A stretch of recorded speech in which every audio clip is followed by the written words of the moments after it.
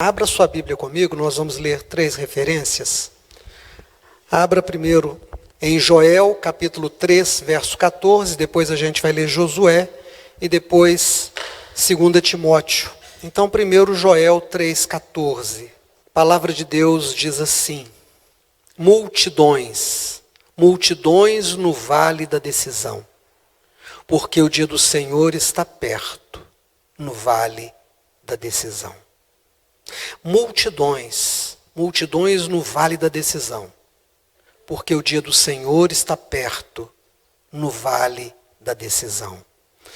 Agora volte um pouquinho lá no comecinho da Bíblia, comecinho do Antigo Testamento, Josué 24, 14 e 15. Agora, pois, temei ao Senhor e servi-o com sinceridade e com verdade. E deitai fora os deuses aos quais serviram vossos pais, da além do rio e no Egito, e servi ao Senhor. Porém, se vos parece mal aos vossos olhos servir ao Senhor, escolhei hoje a quem servais. Se os deuses a quem serviram vossos pais, que estavam da além do rio, ou os deuses dos amorreus, em cuja terra habitais. Porém, eu e a minha casa serviremos ao Senhor. Vou ler de novo. Agora, pois, temei ao Senhor e servi-o com sinceridade e com verdade. E deitai fora os deuses aos quais serviram os vossos pais, da além do rio e no Egito, e servi ao Senhor. Porém, se vos parece mal aos vossos olhos servir ao Senhor, escolhei hoje a quem servais. Se os deuses a quem serviram vossos pais, que estavam da além do rio, ou os deuses dos amorreus em cuja terra habitais. Porém eu e a minha casa serviremos ao Senhor. E a última referência para a reflexão de hoje, 2 Timóteo, capítulo 4, a partir do verso 1. Conjuro-te, pois, diante de Deus e do Senhor Jesus Cristo, que há de julgar os vivos e os mortos na sua vinda e no seu reino, que pregues a palavra, instes a tempo e a fora de tempo, redáguas, repreende, exorte com toda longanimidade e doutrina, porque virá tempo em que não suportarão a sã doutrina. Amém. São essas as referências. Irmãos, a cada ciclo que se vai terminando, nós estamos diante de um outro que vai começar.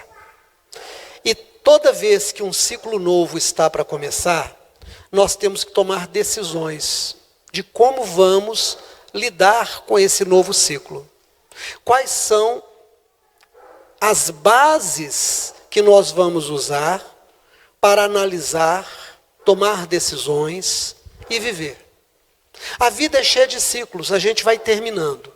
Nós sabemos que a cada 7 anos a psique humana muda completamente. Por isso é que com 7 anos o menino vai para o grupo, com 14 anos muda, com 21 anos muda, com 28 anos muda. A cada 7 muda tudo.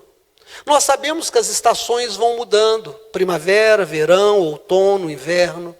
Nós sabemos que uma estação termina e começa outra, completamente diferente. E a gente tem que se preparar. E a gente se prepara nas coisas mais simples. Por exemplo, a gente sabe que quando vai chegando o final do calor, daí a pouco começa o frio. A gente começa a colocar para fora os cobertores, lavar os cobertores, começa a colocar bota para limpar, para lustrar, as roupas mais quentes. Mas quando vai terminando o frio, a gente começa a mudar o guarda-roupa e buscar as roupas leves, os calçados leves. A gente vai terminando e começando, essa é a nossa história. E nós estamos terminando 2024, iniciando um ciclo novo. Juridicamente tudo é novo, o ano fiscal termina e começa outro, a gente tem que apresentar declaração de renda e de gastos. A gente começa na escola um período novo e se não foi bem no passado, a gente começa de novo, mas é um novo. Tudo vai fazendo assim. E agora, final de 2024, a nossa espiritualidade também precisa ser analisada. Então nós vimos que lá em Joel está escrito, no vale da decisão. multidões chegaram. É o vale da decisão. Nós estamos chegando a um momento em que vamos tomar a decisão de como vamos viver a nossa relação com Deus em 2025 e daí para frente. Eu preciso então olhar para trás e ver como é que eu caminhei, como é que foi a minha espiritualidade. Domingo passado eu preguei sobre os frutos, sobre a necessidade de entendermos que somos convocados por Deus com os talentos que temos a produzir frutos, não para acumulá-los, não para nos tornarmos ricos por acumulação de qualquer coisa que seja, mas ricos em boas obras. Devemos prosperar e produzir boas obras, para chegando do outro lado ouvirmos do Senhor: vinde benditos do meu Pai para o reino que vos está preparado desde a fundação do mundo, porque tive fome e me deste de comer, tive sede e me deste de beber, estive nu e me vestiste, estive preso, doente, me visitastes. Nós percebemos, estudando no domingo passado as Escrituras, e a mensagem está lá no YouTube para quem quiser ouvir de novo, que nós somos convocados a isso. Mas terminando o ano, passado já o Natal, quando nós, ou a maioria de nós, comemorou, deu presente, ganhou presente, comemos uma ceia, é preciso, antes que chegue o primeiro dia do ano, que a gente sente e faça uma reflexão. Eu estou num vale de decisão. Está terminando um ciclo e vai começar o outro. Será que se eu olhar para trás, eu vou ver que eu tive bons frutos? Ou eu fui uma árvore em plena estação dos frutos, desprovido deles? Será que a minha espiritualidade foi uma espiritualidade vazia? Será que eu deixei de fazer? Pior do que não produzir, pior do que não dar o fruto, é ter lutado contra o fruto que deveria vir. Não é apenas não dar frutos, mas é escolher minguar, é escolher a esterilidade, é escolher e justificar uma caminhada completamente inócua, uma caminhada diante de Deus, dizendo que é com Deus, mas negando a eficácia da presença de Deus na nossa vida. Então eu preciso parar e olhar para trás e perguntar: se isso aconteceu, aconteceu por quê? Porque Deus falhou? Deus não cumpriu a parte dele? Deus não me deu recursos, Deus não me deu vida, Deus não me deu saúde, Deus não me deu trabalho, Deus não me deu uma família, Deus não me deu amigos, Deus não me deu todos os recursos que eu precisava para desenvolver a fé? Quantas das minhas orações foram respondidas e quantas não foram? Aí vem uma questão pior: quantas foram as orações que eu fiz? A gente estudou hoje aqui na escola dominical, texto maravilhoso. Pedro é preso por Herodes.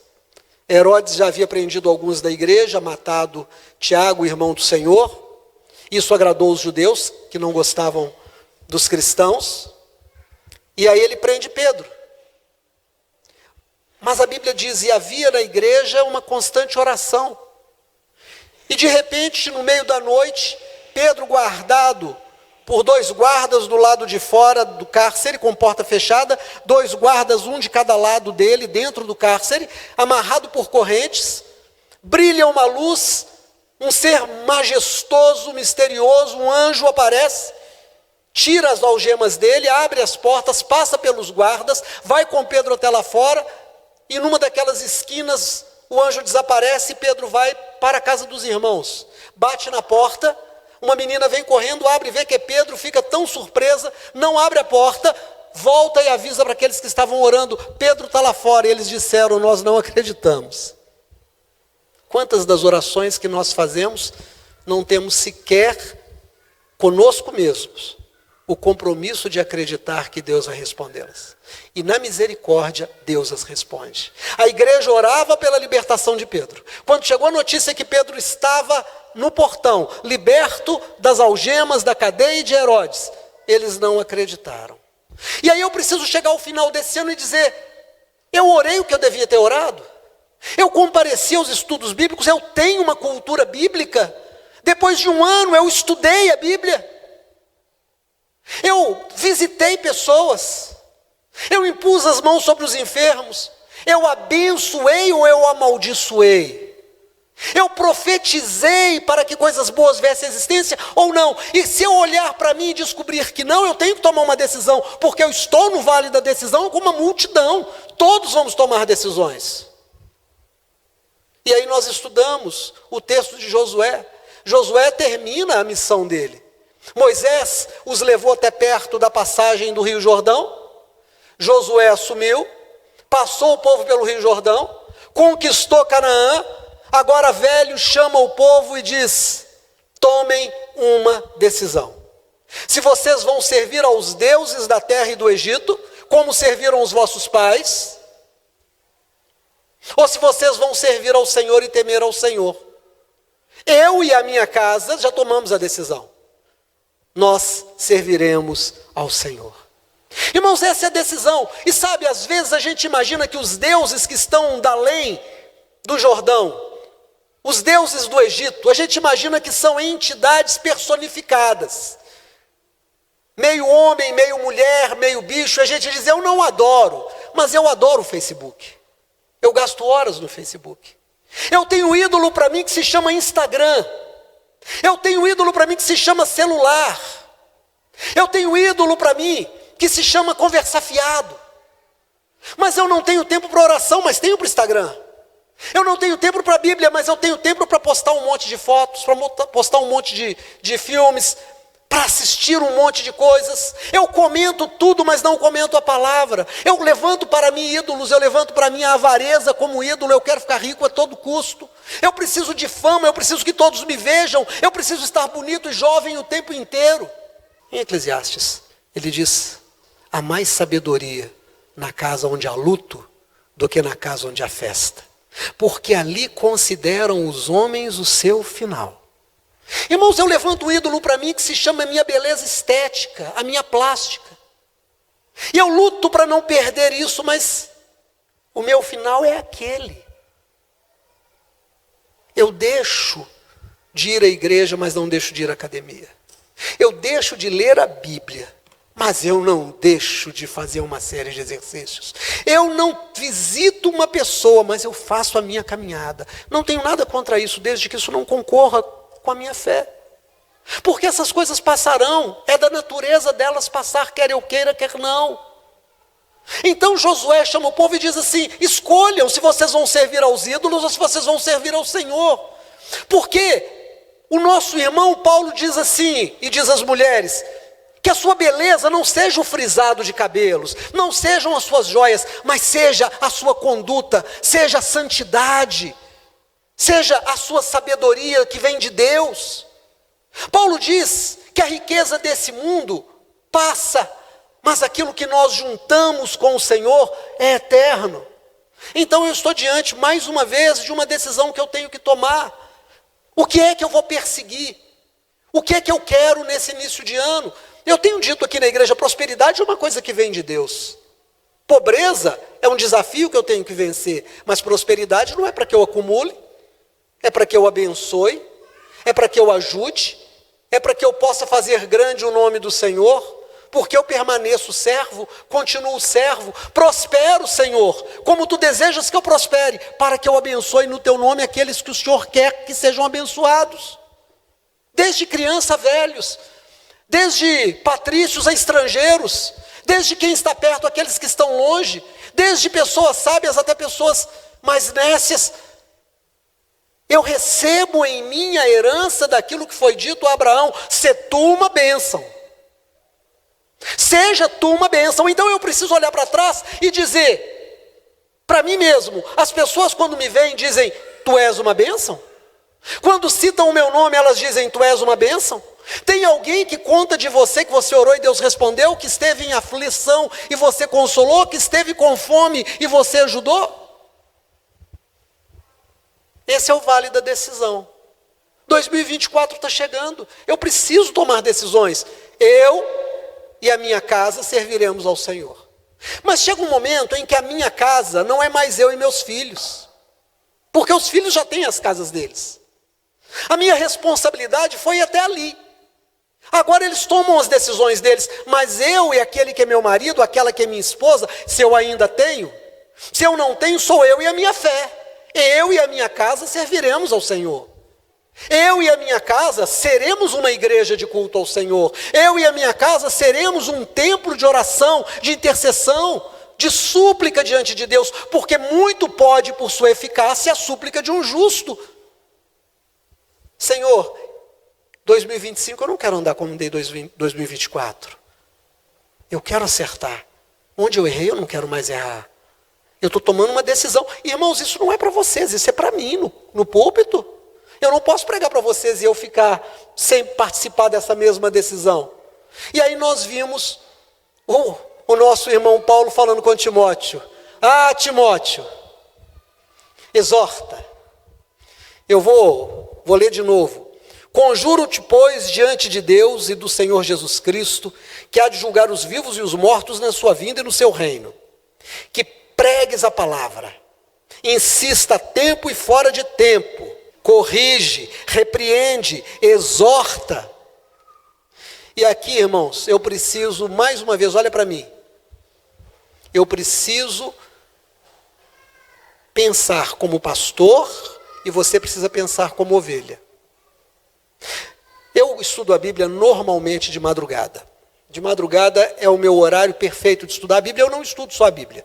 Já falei para os irmãos, eu leio, agora eu estou terminando de ler o Bhagavad Gita, já li o Mahabharata dos hinduístas, leio o livro dos espíritos, leio o livro dos médiuns, leio o Alcorão, já estou na segunda ou terceira leitura do Alcorão. Eu vou estudando e comparando religiões, eu tenho 3 versões da Bíblia que eu estudo toda madrugada. E nessa semana eu estudava 2 Timóteo, já passei por Efésios, estou em Filipenses. E quando eu passei nesse texto, eu vi Paulo dizendo, repreende, exorta.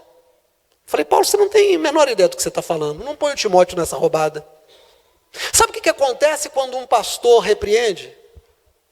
Sabe o que acontece quando um pastor chama atenção? A pessoa pega o telefone, liga para os outros e fala mal do pastor. Eu não tenho palavra para isso. Mas tem pior, é quem fica do outro lado ouvindo.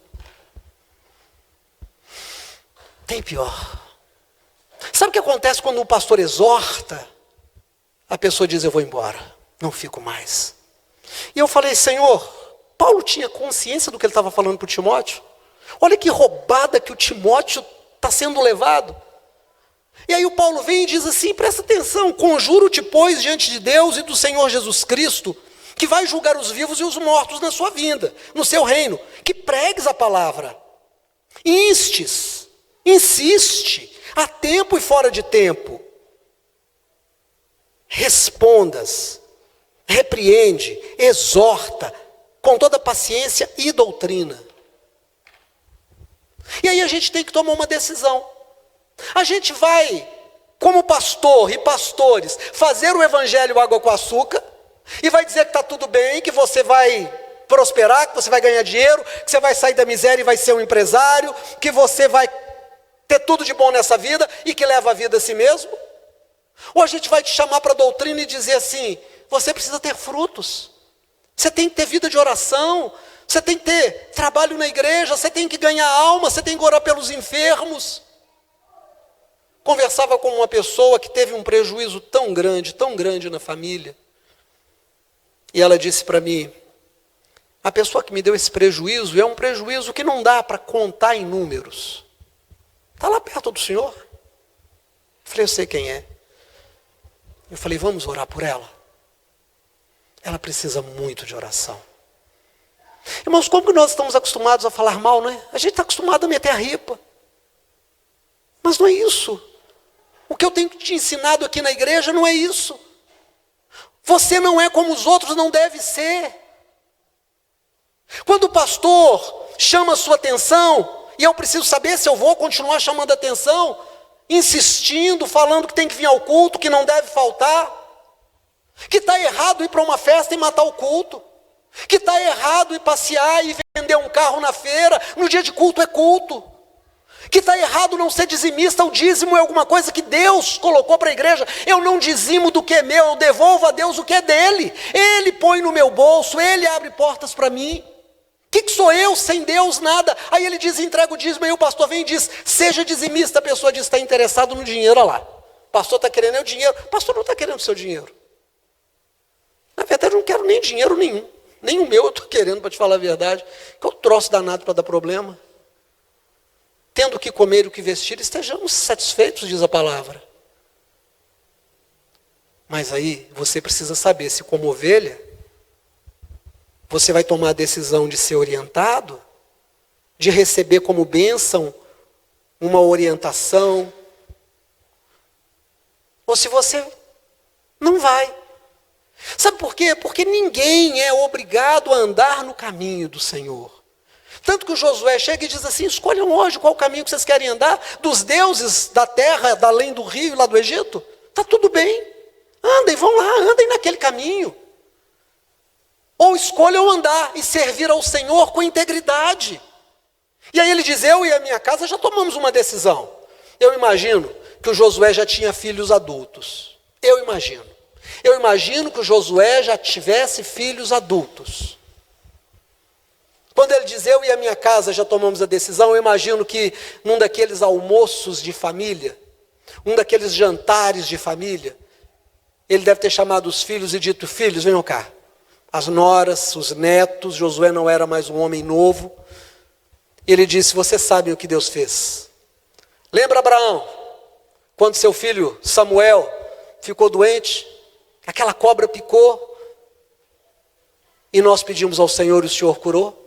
Lembra, Sara, quando faltou comida, e o Senhor mandou do céu, e nós catamos durante muitos anos, e o Senhor nunca deixou faltar?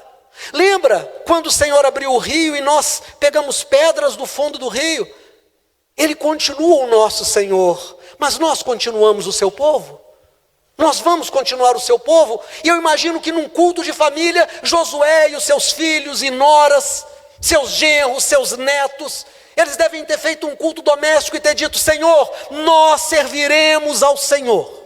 Então, quando Josué vem para o povo, ele diz: escolham, pois, o caminho que vocês vão seguir. Você não está obrigado a vir a culto de oração, você não está obrigado a ler a Bíblia, você não está obrigado a vir à escola dominical, você não está obrigado a vir no culto da noite, você não está obrigado a pregar o Evangelho, você não está obrigado a orar pelos enfermos, você não está obrigado a ser dizimista, não. Você pode escolher outro caminho, mas escolhe hoje, porque é o vale da decisão.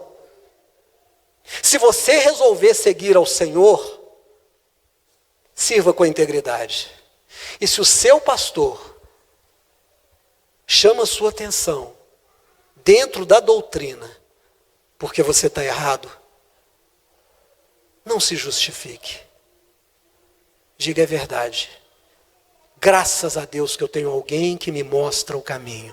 Eu vou andar nesse caminho. Eu seguirei ao Senhor. Se você tem filhos pequenos, diga por eles: eu e a minha casa serviremos ao Senhor. Se os seus filhos já são grandes, chame os seus filhos e digam: escolhamos a quem nós vamos servir. Mas se resolvermos seguir ao Senhor, vamos seguir ao Senhor com integridade. Sabe, irmãos, ontem choveu e eu estou fazendo um curso de reciclagem, de voo livre, eu voltei a voar. E estava chovendo, e normalmente a gente aprende a voar voando, A melhor forma de aprender a dirigir é dirigindo, a melhor forma de aprender a nadar é dentro d'água, e a melhor forma de aprender a voar é voando, não tem outro jeito. Mas quando chove não tem jeito. A gente fica no chão. Mas a escola é boa, o professor é bom. E a gente teve aula teórica de meteorologia, formação de nuvens, consequências dos vários tipos de nuvens. Aerologia, como voar nesses tempos diferentes. E aí o professor disse uma coisa interessante, ele disse: olha, quando eu vou chamar a atenção de alguém, esse alguém começa a justificar, ele está dizendo para mim: eu já sei tudo. Porque quando ele começa a justificar, ele está dizendo: eu já sei mais que o professor. E ele disse: então não posso fazer nada, ele vai voar por conta própria. Não tem nada que eu possa fazer por alguém que está justificando quando é chamado a atenção. A palavra é a mesma coisa. Será que nós não precisamos de igreja?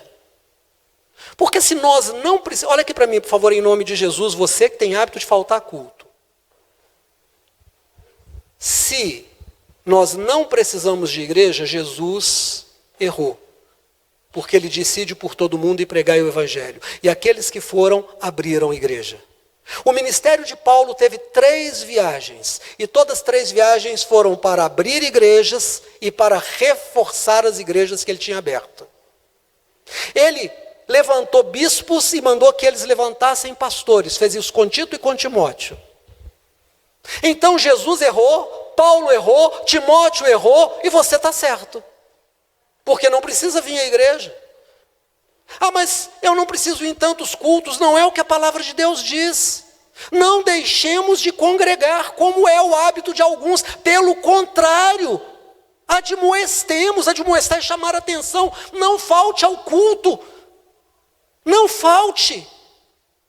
Mas para que eu preciso ir ao culto? Para que você coloca seu celular na tomada? Para que a gente coloca o celular na tomada? Pela mesma razão a gente tem que vir ao culto para nos reabastecermos. Irmãos, às vezes a gente não quer vir ao culto. Isso acontece comigo também. Às vezes eu estou cansado, às vezes eu estou chateado, às vezes eu estou enfarado, mas eu venho. E quase sempre, ou na maior parte das vezes, são os cultos que eu mais sou abençoado. Quase sempre. Eu sou muito mais abençoado nesses dias. E tem uma experiência muito interessante. Fabiana, que bom ter você aqui na igreja. Você dirige ainda, Fabiana? Dirige? Dirige pouco ou dirige muito? É. Quando está faltando, acabando a gasolina no seu carro, o que acontece no painel? Acende uma luzinha? Mas você não está com vontade de parar no posto. Tem alguém aqui que acorda de manhã doido para ir para o posto de gasolina? Você acorda de manhã e diz, meu Deus, que vontade de ir no posto de gasolina hoje. Ah, não, hoje eu quero entrar no posto. Irmão, ninguém entra no posto de gasolina porque quer. Você entra, Lucas?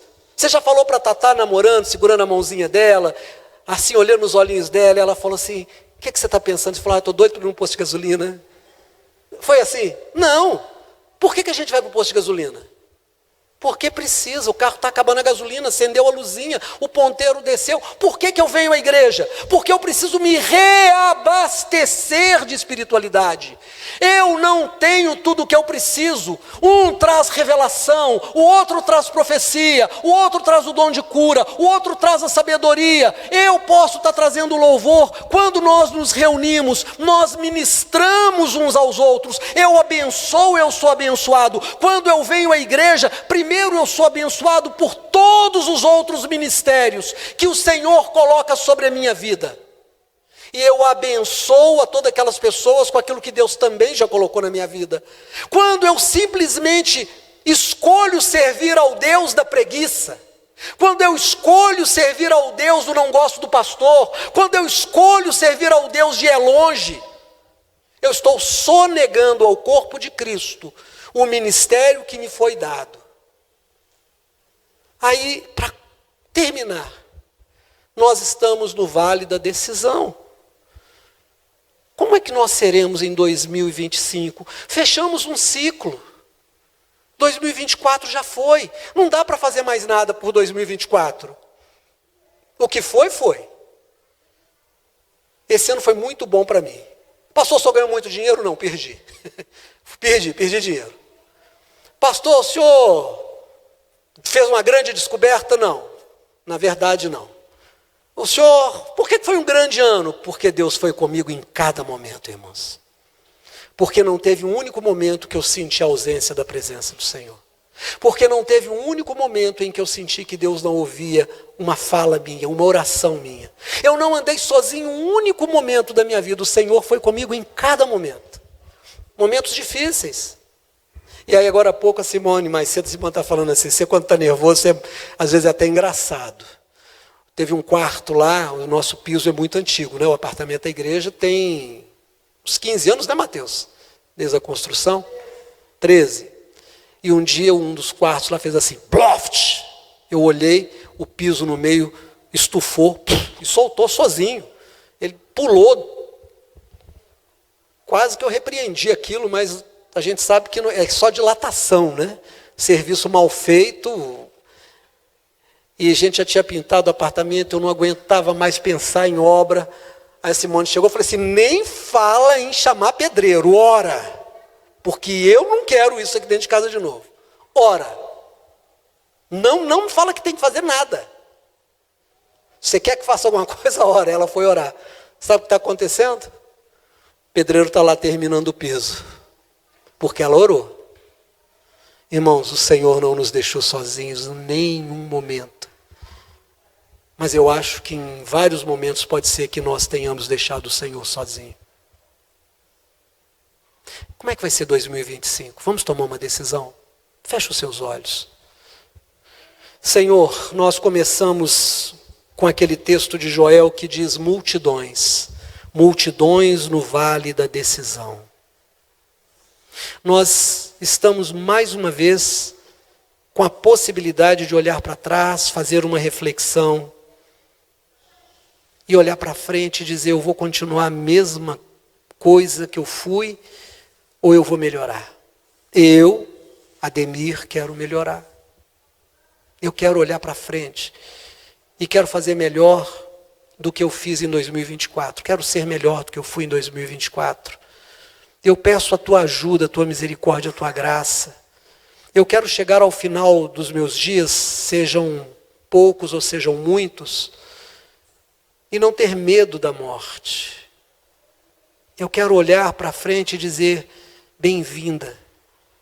Toda a vida que o Senhor me deu, eu o servi. Eu estou pronto para seguir com Ele. Porque eu o conheço, eu não tenho medo. O Senhor tirou todo o medo, como diz a palavra. O perfeito amor lança fora todo o temor. Senhor, que essa mensagem fale a cada coração nessa noite. E que cada coração entenda que está tendo do Senhor a oportunidade de começar de novo, de ressignificar, de refazer, de mudar, de pedir perdão, de consertar, de fazer outra vez. Se caiu, levantar, se está machucado, se curar.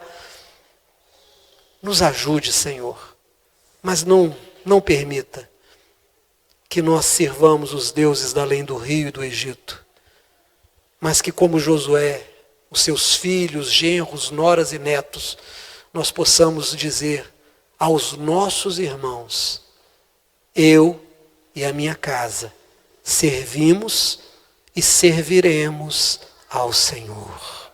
Amém.